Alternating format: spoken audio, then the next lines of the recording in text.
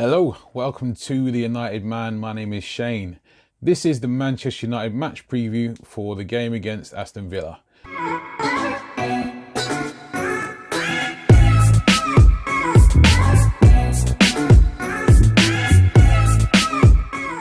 Okay, so it's been a while since I've dropped my opinion on all things Manchester United. Well, back in it now, giving my full opinion, reaction and all that good stuff. So on to the Manchester United match preview. Obviously, we're at home against Aston Villa. I'm optimistic about this one.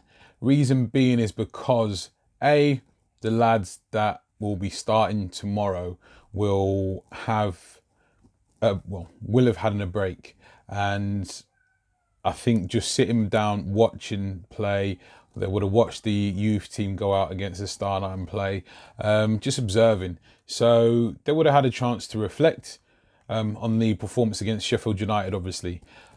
But that being said, we're not too far from where we need to be. The reason why I say that is because we did come back against Sheffield United, as we all know. That was encouraging to see. Reason being is because we was 2-0 down early.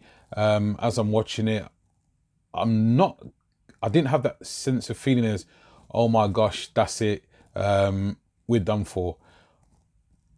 For some reason, it wasn't down to how I was performing at the time, but I just didn't feel like the game was over. I didn't feel like we'd lost the game.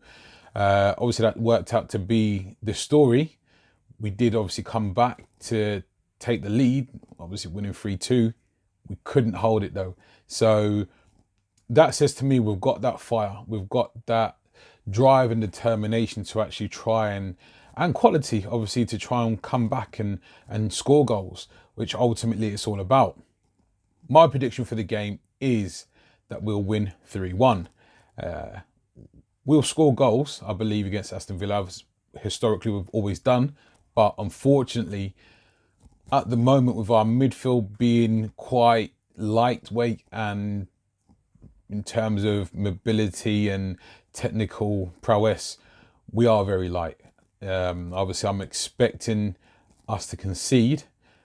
My team that I've gone for is David De Gea in goal, gone for Aaron Wan-Bissaka, gone for Maguire and Tuanzebe and Williams left back. Gone for midfield three of McTominay with that energy. Fred, jury's still out. Can't see him being a Man United full-time player. And also partnered by Juan Mata. We need some technical ability in there. And I believe Juan Mata is the only person in the squad that can pick a pass. Obviously, mobility-wise for Juan Mata, he was never the most mobile anyway in terms of out-and-out speed or raw athleticism. But obviously, him being 33 years getting on now, he's not the most mobile. However, still got the brain for it, obviously. So I'd like to put Mata in there as well. So hopefully he'd be the one orchestrating in terms of creating. Gone for Rashford coming in off the left, which predominantly he does well and performs his best at. And I've gone for Martial up top as the lead striker, and Daniel James have gone for on the right wing. I'll be expecting to see Mason Greenwood coming on later on in the day as well. But when you look at the bench, there's not a great deal of quality that we can actually bring in and help us. Essentially, we're struggling. We're struggling for quality. That's both in the starting lineup and obviously in the bench. Obviously, if you're struggling for quality in the starting lineup, then your bench is more likely going to be weak. So as I mentioned before, though, I believe Juan Mata is going to be crucial.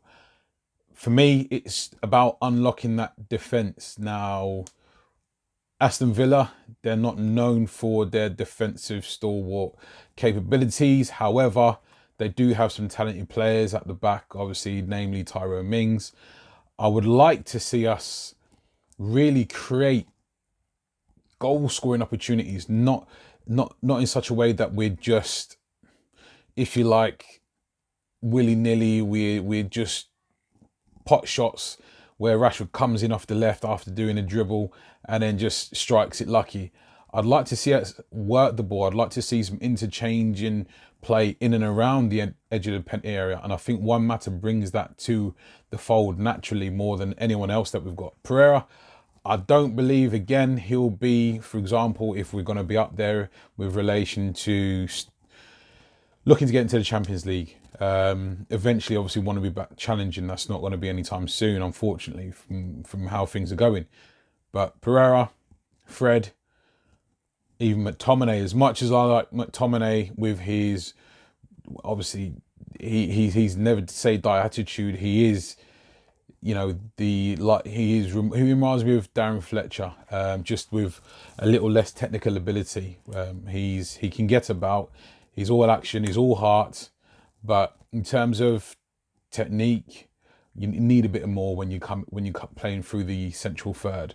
Fred, unfortunately, as I said, he's got the energy, he's got the determination, but technical ability, he doesn't have he's not a tackler either in terms of a midfield ball winner. So we've kind of got, McTominay isn't really a ball winner, he isn't really a creator, neither is Fred. He's got a bit more dynamism though in him, not to say McTominay doesn't get around, but yeah, for me, those two, they're never going to play. If we, like I said, if say for example in a season or two we're then challenging, for me they wouldn't be starters. Likewise with Pereira. From my front three, I'd really like to see Daniel James swapping positions with Rashford, in terms of Daniel James coming in off the left and Rashford obviously being a wide right player, and vice versa. Daniel James seems to do his best when he is coming in off that left-hand side. Not to say he doesn't perform when he's playing on the right, but he seems very comfortable and a lot more of a goal threat, which is important because he can score goals, as we saw at the beginning of the season. Obviously, since he's been pretty consistent, but in terms of a goal threat, it's not been as consistent as it was at the beginning of the season as a goal threat. Rashford, for me, he really has to become a consistent performer. That's, for me, not even asking for 8s all the time. I'm asking for consistent 7 performances, 7 out of 10 a week. At the moment, he's just, floating above 6, in my opinion. Obviously, he's been scoring a bit more as of late, but in terms of that performance where you can say, he's a goal for every single game. He's done well for obviously England, and as I said, he's scored a couple of goals as of late, but you want to go into the games feeling that he's gonna score. You want to go into the games feeling like, Rashford's gonna get a goal for us. Same can be said for Anthony Martial. I know he's been struggling with injuries this season. I know it's been up and down in terms of how much game time he's been getting, but for me, Martial, he's not. What is he now? He's 23, so going to be 24. Once you're 24, 25, there's very little room for improvement in terms of how much better your ceiling's going to be. There's very little in terms of how much you're going to improve between the ages of 22, 23, 24, 25, say. You're not going to improve that much in terms of, right, I'm going to become a world beater. Take Kylian Mbappe, for example. Since the age of 16, he's been consistently known as a danger man, as a goal threat, and he's just gone on since then. For me, he's the next heir apparent to your Ronaldos and your Messis. Normally I would have put Neymar in that breath, but for me, Mbappe's overtaken Neymar with regards to his performances, overall ability and potential. Neymar's now 26, going on 27. He's not a young spring chicken anymore, and he dives too much.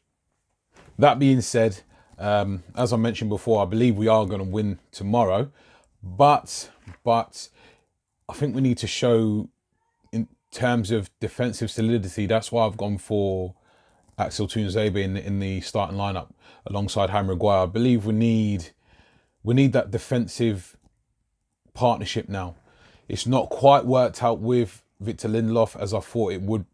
In terms of how we started off, there's been a few times where we've missed tackles, where we've conceded goals, where they've run straight through the middle, but they've run straight for the middle of our team. So it's not encouraging to see that we're conceding goals when they've run straight through the heart of our midfield and then literally straight through Lindelof and or Harry Maguire.